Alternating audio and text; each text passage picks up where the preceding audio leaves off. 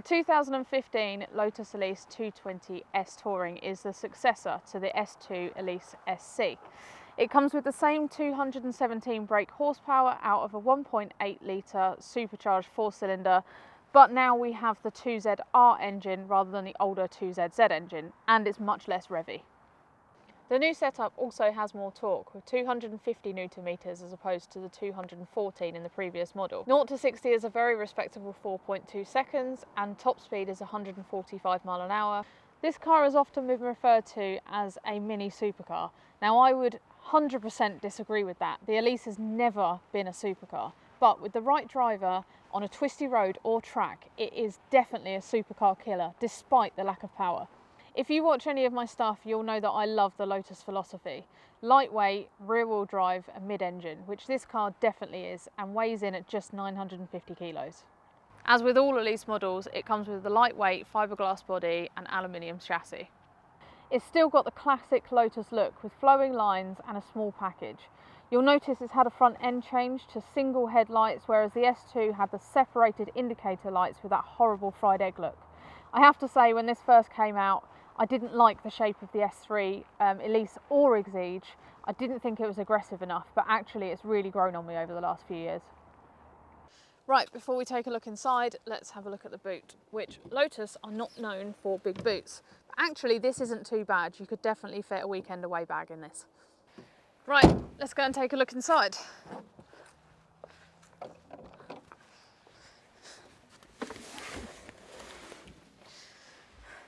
So as you can tell, I have the knack for getting in this car. Simply, Lotus have not changed the interior of the Elise pretty much since they started making it. So it's still very, very bare. You haven't got any luxuries in here, really. This car is a touring, so it comes with a touring pack. But other than that, you haven't got a glove box. You've literally only really got aircon and a couple of little, the normal dials for heat and cool air. You've got very simple radio. It has got a cup holder though, which is a very, very groovy cup holder.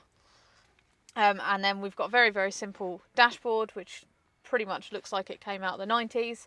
And then the only real difference between this and the S2 is that we now have a start-stop button, which the S2 was literally just a key click. And then on the side, we've got the normal lights that, again, is exactly the same as the S2. So pretty much hasn't changed. The only other addition you have got is cruise control on the side here. And then we've, on the dash, got a little button down here which kind of cycles through how many miles the car's done, how many miles you've done in a particular trip, and then also speedo in kilometers per hour, as well as the miles per hour on the actual dash above it. Other than that, lovely leather seats. They're very nice, quite slippy, I have to say. If you've got slippy trousers, you might slip up and down them. To be honest, not really much else to talk about on the interior of the car because it is so bare, so let's just take it for a drive.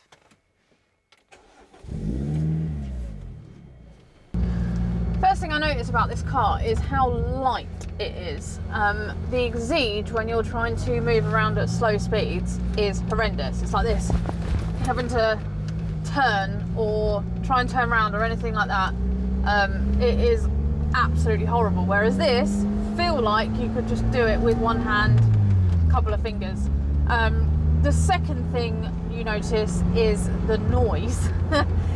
This exhaust sounds absolutely gorgeous, and you'll get a bit more of a feel for that as we go through the review, but I'm hoping you'll be able to hear me because it is very, very loud. As well as the steering being very light,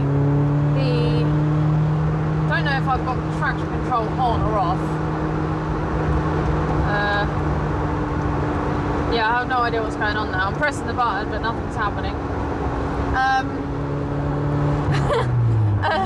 But yeah, in terms of the steering being light, so is everything else. The gear stick is lovely and light. The clutch is lovely and light. The brake, the accelerator, everything is so easy to handle. Again, with my Exige, when you sat in traffic and constantly on the clutch, you end up just with getting a really sore calf. Whereas I feel like you wouldn't in this. You could probably just sit in traffic all afternoon putting your foot down on the clutch and taking it off again, and it would be absolutely fine.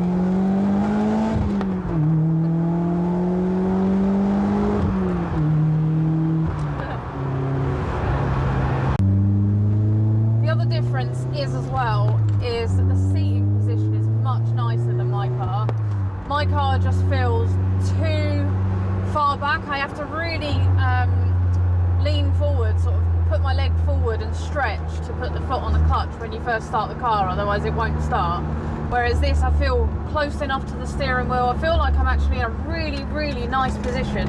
I don't feel like anything needs to change. The seat obviously doesn't move forward and back, which none of the Lotuses do, unless maybe the Evora, like the more dailyable ones. But in terms of the proper sports cars, they don't move forward and back. You can just move them forward and back on the rails. You don't have any option of how upright you sit. It's like Lotus have basically decided that this is the optimal seating position for you, and you just have to live with it. But actually, it's a perfect seating position. And as I say, I'm definitely close enough to everything, but not too close to just, I don't know, yeah, I feel really in control of the car. I feel like I'm in the perfect position, which is something that the Exige definitely lacks. Now, I said earlier about it being less revvy than the previous car. It is still pretty revvy. You put your foot down and it goes. I would say the only weakness of it is in first and second gear. Doesn't quite have enough. You can get to the limit really, really quickly. But when you do get to the limit, it makes this lovely kind of pop and crackle from this exhaust. So kind of sounds nice. I know you shouldn't do it really, but it does sound really good when you hit the limit on it. Now this is not a car that you buy if you don't want an Elise. It's one of those, if you want a Lotus Elise, you go and buy a Lotus Elise, but if you're not sure what you want, or you don't particularly want that sort of car, you don't buy it. It's very, very, very niche market, i.e. proper, you know, stripped out, nothing else in it, sports car that you can go and absolutely smash out some twisty roads on a weekend, but you don't necessarily want something that's massively fast either. Does feel kind of underpowered in a straight line, if I'm completely honest. That's one thing that I had with my Elise, was that I almost felt like it needed a bit more to it. But that's not why you drive or you buy a Lotus Elise. You buy it to take to a track, or to come out on a Sunday morning and have an absolute blast around the twisty roads, but in a way that isn't going to get you in trouble, because it just hasn't got enough power to really get you into trouble. The only thing I would say is from the point of view of what it feels like to drive along, it doesn't feel like, when you get up to higher speeds, it doesn't feel like you're doing that sort of speed. So you can sit at 60 mile an hour, doesn't really feel like you're doing 60 mile an hour. But on the flip side, it doesn't feel like you need to be going any faster, if that makes sense. It's one of those that will kind of do everything. You could daily it if you were that kind of nut job, and I dailied mine for 7 years, and I did, what, I'm going to say 60,000 miles in that time, and it was absolutely faultless. I mean, it never ever let me down. Had to do a couple of bits on it, but yeah, generally it never let me down, and everything that did break were things that I could just do on the drive the next day. And that's one of the beauties of these cars, because they've got absolutely nothing to go wrong. There's no tech and things like that. You can do most of the work yourself if you're kind of that way inclined, because you don't need things to plug in and all that sort of stuff. They're really simple cars to work on. In terms of how it feels to drive along, I would say that it's one of those cars that you kind of don't really know what speed you're doing. Interestingly, the Exige, you'll do sort of 30 mile an hour and it really feels like you're doing 30 mile an hour. This you can't. It's so compliant on the road, and it's kind of, you don't get a huge amount of, you know, knocking about and stuff like that. Again, the Exige is so stiff, whereas this is very compliant. It feels nice to drive along. It's quite, you're not going to rattle your teeth out on it, which is nice. Oh, saw another Lotus. Just quickly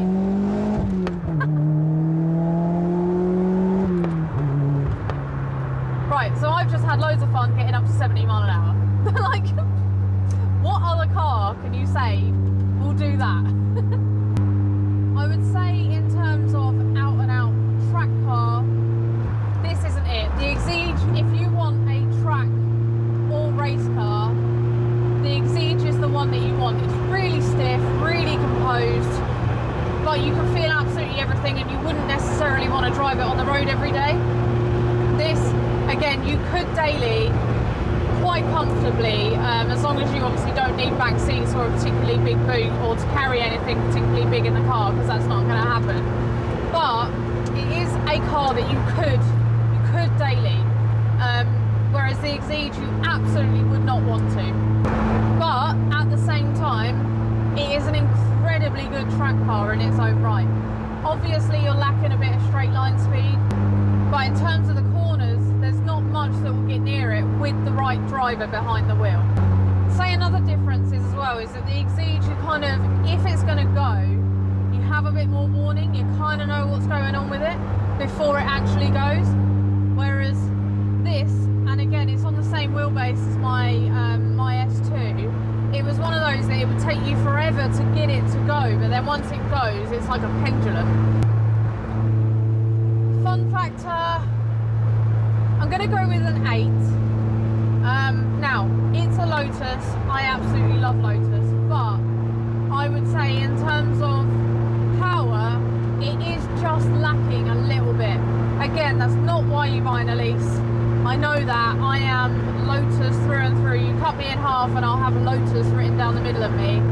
But I think having driven the cars that I've driven since I had my Elise and the other cars that I have been driving, I would say that just docks it a couple of points. But it's one of those cars, again, if you want a track car, you buy the Exige. If you want a car to get up early on a Sunday morning, take it out for a hoon and not lose your licence, this is the car to buy. There's no other cars that I would even dare to look at, if I'm completely honest. And purely from the point of view that they will not rival the driving experience that you get in this, where you can absolutely just feel absolutely everything. It feels like a go-kart. So you know when you get in a go-kart and you can really feel the axle when you turn the wheel, that's what this feels like. It's you can imagine, I can imagine the wheels sat on the axle turning, and you can really feel it through the steering wheel. And I know that, you know, it's not the same setup in terms of go-kartiness, but I can almost imagine the steering wheel sat on it like that, goes down, and then the wheels are just at the end of this axle. Again, I know that's not the case, but that's what I imagine it looks like underneath when you're driving it, because it really does feel like a little go-kart. It's crazy. Practicality, I'd say you're looking at a 2 or 3. It's a bit nicer to drive than the Exige on the road, but you know, you've still got absolutely no storage. And yeah, I mean, it's basically just you and the car, and maybe a small overnight bag. One thing I'm not going to do today in this video is take the roof off, because you will not be able to hear me. But again, it's one of those cars, you come out on a Sunday morning, take the roof off. Even in winter, you just dress up warm, put a scarf and some gloves and a hat on, go out, and it's just absolutely glorious. Particularly, actually, one of my favourite times of year is kind of spring, when all the plants are sort of coming together, getting their leaves back, and there's a smell at about 7 o'clock at night, I think it is, that it's just like, it's like spring kind of breeze. I don't know, I can't explain it, but going out at that time of night, taking the roof off, again, dressing up warm, because it's still not warm at that kind of time of year, but dressing up warm and just going out for an absolute blast. It's just, there is nothing like it. It's just one of the best things ever. And that is one thing I do feel like the Exige lacks, is, I know you can put a rag top on it, but it just looks naff, whereas this looks like it should have a rag top. Yeah, it's just brilliant car, brilliant little car. Heel and toe position is absolutely spot on. Yeah.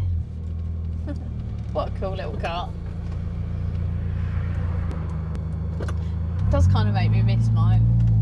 But then I wouldn't change the Exige for it now. I think the Exige is just too much. It's too much car. And this is where it definitely does not feel underpowered. Feels just right, and the faster you go through a corner, the more it just hankers down and gets you through.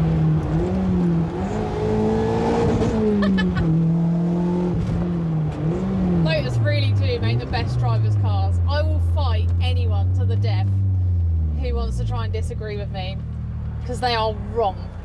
They are wrong. I'm sorry. Lotus, when it comes to drivers' cars, are the best. Unfortunately, and I find this so sad, that they are going down the route of electric, everyday cars. You know, they're not even doing what Porsche did, where they're making the SUVs to pay for the business, and then, you know, going to keep making the sports cars that everyone knows and loves. Everything's going to go electric. You're not going to have that noise behind you. You know, that revvy little... I'd imagine they're going to have to go auto if they're going electric. Can you make a manual? Can you make a manual electric car? Can't imagine you can. It just... I don't know. I'm so sad that Lotus have taken that route, and that they're just going to be an everyday, you know, sports car brand or everyday car brand. They're not even going to be a sports car brand anymore, really. I know they're making the Avaya and they've made the Emira and all that sort of stuff, but they're just making cars that everyone else seems to be making now, and it's just, it makes me so sad. So basically, if you want to take a stand against this and you want to have one of the best drivers' cars ever made, go out and buy yourself a Lotus. Go and buy an old one, you know, Elise, Exige. You won't get better for the money. They are absolutely fantastic cars. But Lotus is not going to be Lotus anymore, I'm afraid. So it makes me sad. We're never going to see a car like this ever again. So yeah, go and buy one while you have the chance, essentially. Thanks for watching. If you enjoyed this video, don't forget to hit the like button, subscribe and turn on your notifications.